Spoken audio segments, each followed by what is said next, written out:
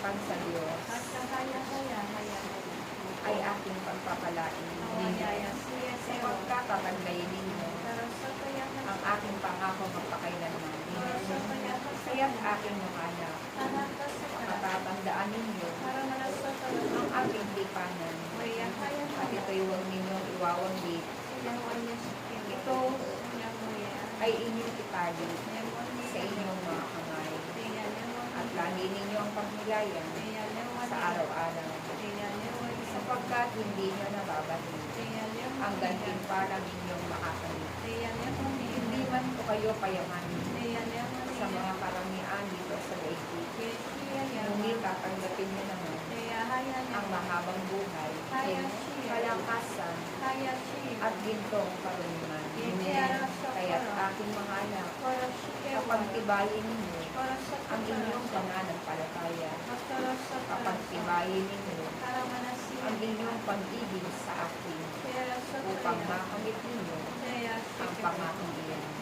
Kapatid kong kayong mga naririto ay hinihingi ng karuniman sa akin, sapagkat ang nais ninyo kayo ay makapagpahayag ng ating kalooban at gayon din ng salita ng Diyos.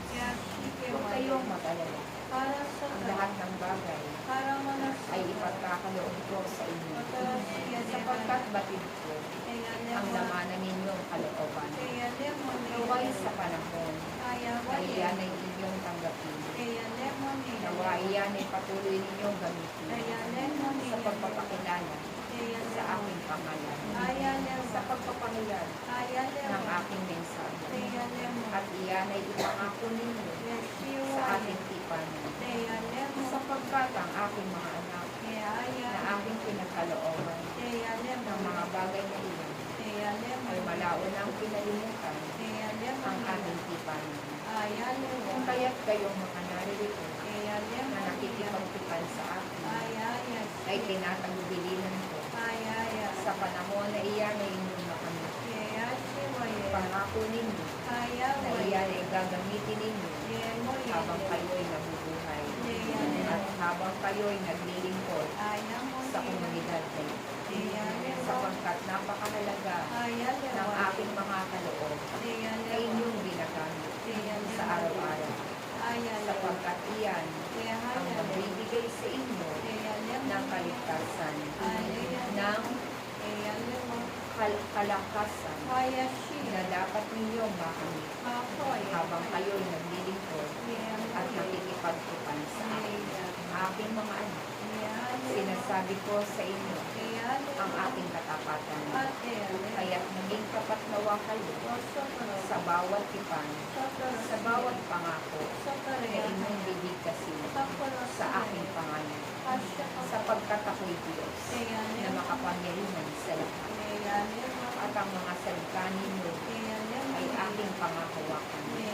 Kaya't nawa, huwag naman ninyong bituin ang Diyos na nangungusa sa inyong lahat, sapagkat ang inyong pakikinig sa aking tinig ay napakahalaga. Kapatid kong marami kayong gampanin at alalahanin sa inyong mga tahanan. Ngunit kung batid mo lamang na akong si Yahweh ay Diyos na nagkakaloob ng lahat ng bagay na nakakakita ng mga bagay na kakulangan sa inyong tahanan. Kayo ay hindi magbibigay sa akin ng aking ikasasakit ng aking kalooban, sapagkat ito ang aking gawain. Ngunit iilan lang ang nakikita ng aking paningin.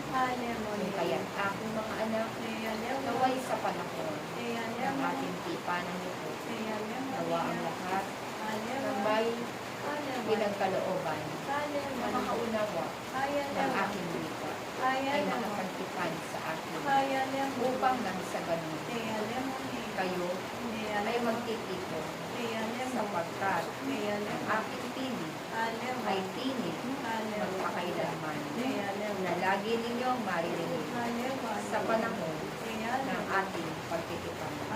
Naway makamit ninyo ang aking pangako, aking mga anak. Naway habang kayo'y mabubuhay at may lakas, naway ipanglingkod ninyo yan upang kayo ay hindi mahiwalay sa akin. Sapagkat kung paano ako ay nagsusumikap na tipunin kayo sa ating tipanan, gayon din ang aking kalaban ay nagsusumikap din na kayo'y ilayo sa ating tipanan. Kaya't maging matalino kayo, aking mga anak. Ang kayamanan ng daigdig ay hindi ninyo maaangkin. Ngunit kapag ako ang inyong isinauna sa inyong buhay, ang karunungan ko ay inyong maaangkin. Magiging ginto ang inyong kaisipan sa